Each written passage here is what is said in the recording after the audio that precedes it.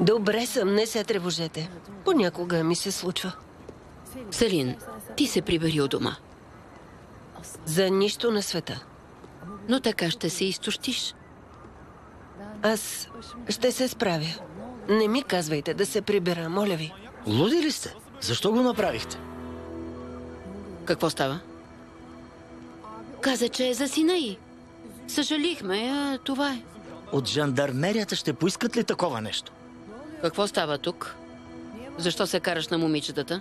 Направили са грешка. Обяснете ми, каква грешка? Взели са кръв от майката на Ясин с принцовка и са и я дали. Как така? Каза, че от полицията са я поискали. Трябвало им за тайно разследване. Поискала е от вас да й вземете кръв, правилно ли разбирам? Да. А вие без да кажете нищо, без да питате, сте го направили, така ли?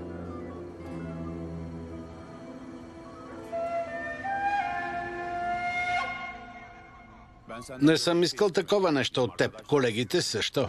Не може така. Какво целиш? Хайде, обясни. Обясни ни. Нищо не целя.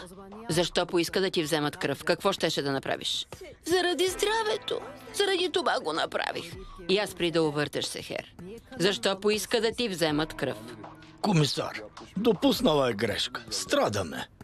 Оправдайте я този път. Знаем, че страдате, но още не разбираме какво целите. За какво е тази кръв? Ти знаеш ли?